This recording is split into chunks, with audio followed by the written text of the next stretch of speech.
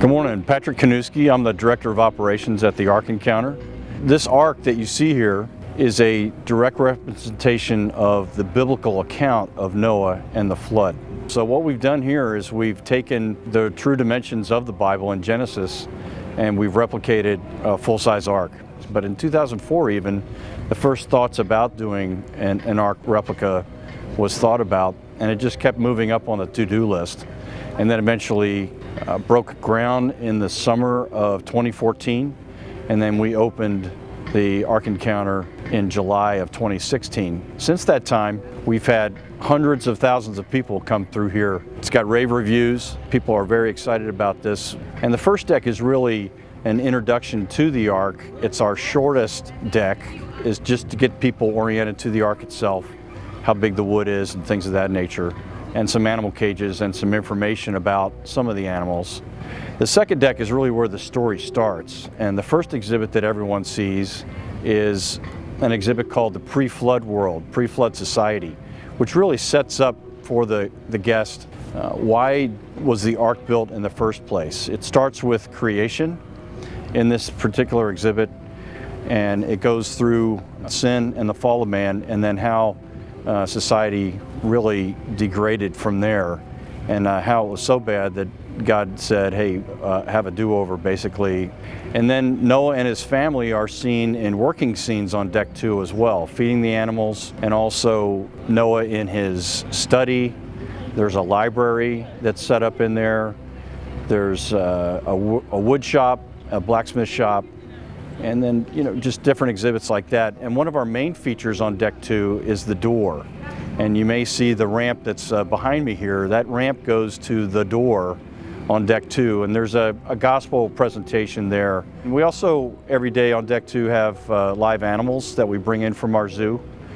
Bring those up on the elevator and get them right into deck 2 so people can actually see live animals on the Ark. We have kangaroos, and right now a couple of the female kangaroos have joeys in their pouch, which is pretty neat. We have camels and donkeys, and the camels and donkeys, we actually have rides on those that people can take.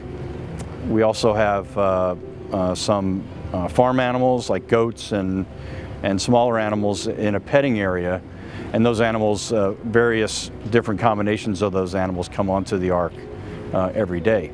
So that's really deck 2, and then once the folks go up to deck 3, again, that's another large, it's a tall deck, deck 2 being the tallest, but deck 3 is a large deck as well. And there's a lot of excellent museum quality exhibits on deck 3. The first thing that the guests will see is Noah's living quarters. So we've set up a living quarters for Noah and his wife, and then Noah's sons and their wives. So the 8 people, their living quarters. There's a garden, there's a kitchen, a dining area, an aviary, things of that nature in the living area. I also want to mention there's two movie areas, 2 film areas, where on deck 2 in the stern, there's a Noah's interview. Back in Noah's time, there's an atheist lady from a newspaper, a local newspaper there in Noah's time, and she interviews Noah, and then the sequel to that movie is on deck 3, where the same actors are actually in modern day, and they're interviewing a guy named Noah who works here at the Ark Encounter. So that's it's really a powerful presentation on deck 2 and deck 3 in our theaters. And then continuing around on deck 3, again, the museum quality exhibits on deck 3 are just amazing. There's an exhibit about the flood geology, what the earth would have looked like before and after the flood, how dramatically the earth was changed by the flood. There's an exhibit on the Ice Age. There's an exhibit on ancient man, the Tower of Babel, and then finally we get to an exhibit that discusses and presents the rainbow. It's called the Rainbow Covenant, which is really the promise that God made that the earth would not be destroyed again by water, by a flood, and it talks about the rainbow. And then another thing that we're very proud of is that Mr. Green and the Hobby Lobby group has displayed a lot of their Bible artifacts in an area that's called Museum of the Bible. Museum of the Bible is being constructed right now in Washington, D.C., and that museum has let us borrow some of their artifacts, and the artifacts are going to stay here in 11 different display areas on Deck 3. It's really an awesome display of the Bible. And then finally, the last exhibit that folks will see on Deck 3 is an exhibit we call Why the Bible is True.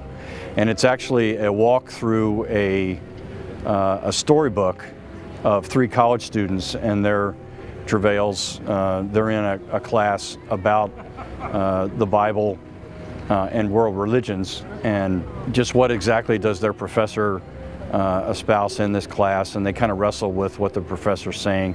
And there's a whole story about these 3 college students as you wind through this storybook, and it's a very good gospel presentation at the end. So that's really good. And again, we have the zoo that's out back. We have a restaurant here also, a 1,500 seat, which is quite good. And if you read everything, if the guests would read all the exhibits, and if they would have something to eat, and if they would go to the zoo, it probably takes a good 3, 4, 5 hours to go through the whole Ark Encounter as it is right now.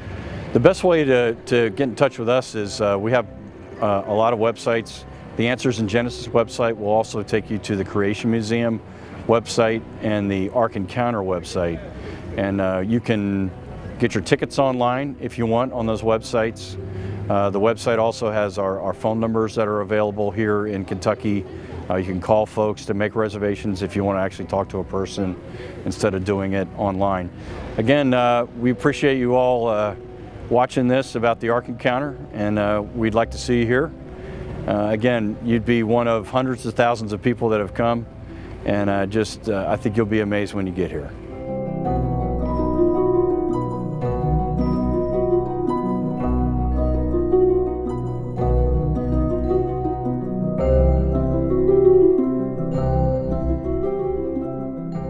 Another feature that we have here that is very popular is we have overnights here on the Ark. So youth groups, other groups can come here and sleep over on the Ark. Instead of staying out in town in a hotel or something, youth groups come here actually at night, right after we close. They bring their bedding into those theaters I was telling you about on Deck 2 and 3, and they bed down, they put their things down there, they go on a scavenger hunt that night when they get here. They also see a movie and have a snack, and then we usually bed them down around 11:30 or so at night. The next morning they get up, they have their own program at the zoo, their own private program at the zoo. They have breakfast at Zara's kitchen at the restaurant, and then they stay on the Ark all day. And that is quite reasonable. It's a regular ticket plus only $19. So if folks come here with a large group, youth group, obviously you need to have chaperones and things of that nature, but if they come with a group, high school, junior high, youth groups, etc., school groups or church groups, then they can stay here on the Ark overnight instead of staying out in a hotel. Good question. Right now, I'm documenting some of the terrible things that happened before the flood. I need to warn my children and their children after them what can happen if they do not follow the Creator.